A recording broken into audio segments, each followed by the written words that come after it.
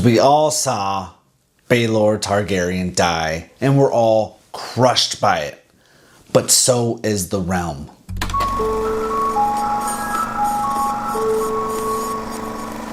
What's up everyone, Chris from Cinema Hooked, and today I'm talking about Baelor Targaryen and the impact his death has on Westeros and why it completely broke the realm. If you're already subscribed to this channel, you know how much this new show, A Night of the Seven Kingdoms, is to me. I'm absolutely loving every second that we're getting of it. But if you're new to this channel, I would love it if you subscribed and hit that little thumbs up like the sign there says. You can also check out my video that I did where I just recapped the last 2 episodes because, wow, I mean, just amazing television. But a lot of people don't realize how big of a death this was for the realm, and today I'm here to talk about everything you need to know about why his death was so impactful. Baelor Targaryen was the perfect prince, a warrior, a scholar, and a man destined to be one of the greatest kings Westeros had ever seen.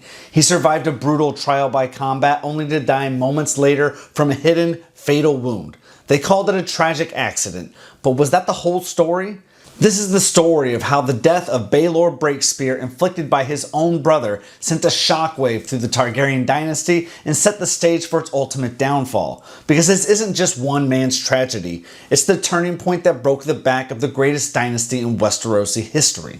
So who was Baelor Targaryen and why did his death matter so much? As the firstborn son of King Daeron II, Baelor was the heir to the Iron Throne and everything the Seven Kingdoms could want in a future king. He was a celebrated warrior, respected across the realm for his skill at arms.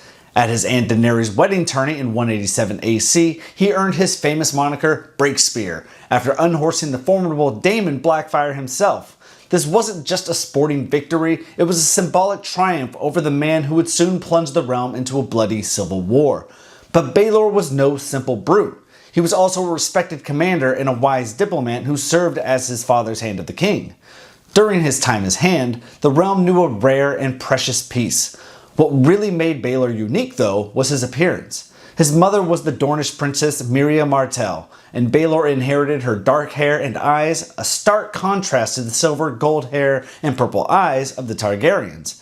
And in kingdoms still wary of the Dornish, Baelor's very existence was a symbol of a unified realm, a bridge between two cultures. He was the living embodiment of what House Targaryen could have been: strong, just, and whole. Baelor lived in a time of fragile peace, one built on the ashes of rebellion. His father, King Daeron II, had finally brought Dorne into the kingdom through marriage, uniting all 7 kingdoms under one banner. This move angered many lords who saw the growing Dornish influence as a corruption of Targaryen tradition. This resentment was the fuel for the First Blackfyre Rebellion, a brutal civil war that pitted Targaryen against Targaryen. Though the rebellion was eventually crushed, with Baelor and his younger brother Maekar playing a decisive role at the battlefield of Redgrass Field, the wounds remained. Maekar, a stern and martial man, felt overlooked by his scholarly father, and Blackfyre sympathizers still whispered in the shadows. In this tense climate, Baelor was the anchor. He commanded the respect of warriors and scholars alike. He was the guarantee of a stable future, the undisputed heir who had the wisdom to continue his father's peace and the strength to defend it. Baelor's tragic death itself was set at a tourney at Ashford Meadow. There, a humble hedge knight named Ser Duncan the Tall, or Dunk as he was known, took on a young boy as his squire. That boy, who called himself Aegon, was secretly Prince Aegon Targaryen, Baelor's nephew and the youngest son of brother Maekar. And it all kicked off because of some casual cruelty from another Targaryen prince, Baelor's arrogant nephew Aerion. When Aerion tormented a group of puppeteers, Dunk, embodying the true spirit of knighthood, stepped in to protect them. He struck a royal prince. The penalty for that was death. To save his own life, Dunk demanded a trial by combat. But the sadistic Aerion didn't want a simple duel. He demanded a trial of 7. A rare, brutal battle where 2 teams of 7 knights fought to the death.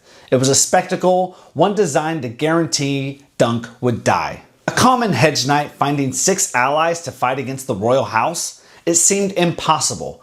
Prince Maekar, furious that his son Aerion had been struck, declared he would fight for the prosecution. The situation looked bleak for Dunk, but then Baelor Breakspear made the decision that would seal his fate. Seeing the clear injustice of it all, Baelor announced that he would fight for Ser Duncan. I will take the Duncan side. It was a stunning choice. The heir to the Iron Throne was standing with a hedge knight against his own family. When asked why, his answer was simple and profound. This man protected the weak, as every true knight must. Let the gods determine if he was right or wrong. His honorable stand inspired others to join Dunk's side, including the fierce Sir Lionel Baratheon, the Laughing Storm. But most critically, Baelor's choice put him on the opposite side of the field from his own brother Maekar. The Trial of Seven was chaos, a bloody, brutal melee. Knights fell on both sides as brother was forced to fight brother. In the heart of the battle, Baelor and Maekar clashed, two princes of the blood locked in combat. The fighting was savage, but in the end, Dunk's side was victorious when he forced Prince Aerion to yield. Baelor emerged from the fray seemingly fine. He walked over to Dunk, offered him some advice, and showed no sign of injury. But when he asked for help removing his helm, the triumphant moment turned to absolute horror. As the great helm was lifted, it revealed the back of Baelor's skull had been caved in. The fatal blow, unseen in the chaos of the trial, had been struck by his own brother Maekar. For a few moments, Baelor just stood there, his life together only by the steel of his helmet. Then he collapsed and died. The perfect heir was gone. Baelor's death hit Westeros like a tidal wave. Prince Maekar was consumed by guilt, haunted by the knowledge that his mace had killed the brother he loved and admired. He would later confess he couldn't even remember landing the blow, a fact that only deepened his grief.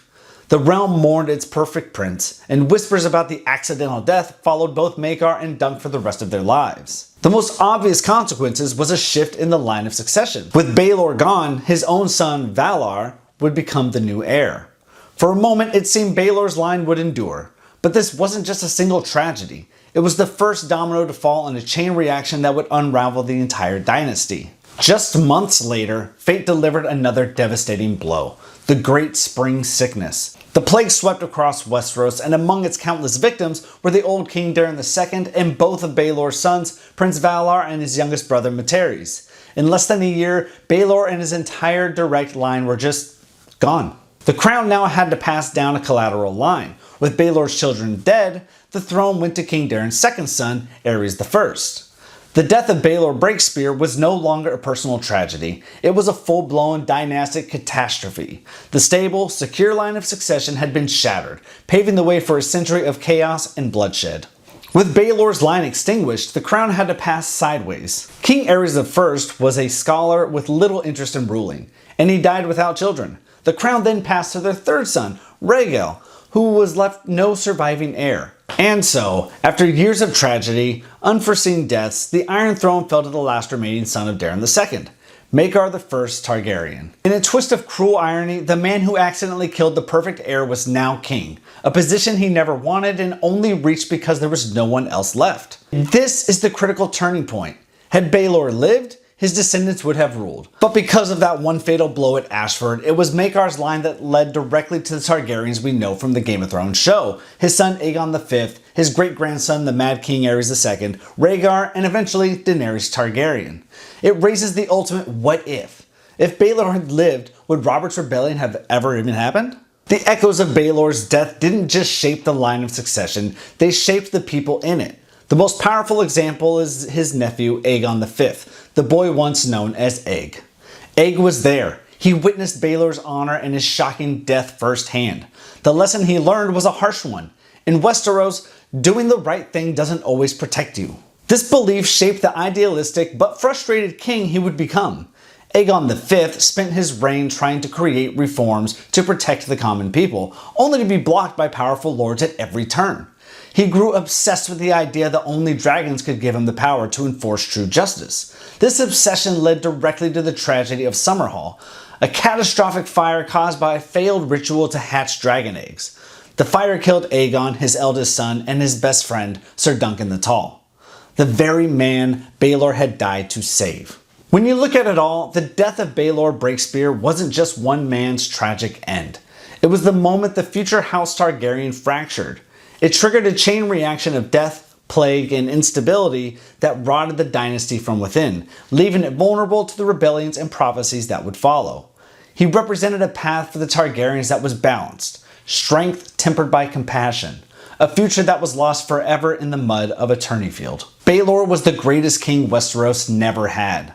And his accidental death at the hands of his brother was the small crack that widened over decades, until the entire Targaryen dynasty came crashing down. What do you think? Would Westeros have been a different place under King Baelor Breakspear? Let me know your thoughts in the comments below, and if you enjoyed this deep dive into the history of the Seven Kingdoms, be sure to like this video, subscribe to the channel, and hit the notification bell so you never miss another story from the annals of Westeros.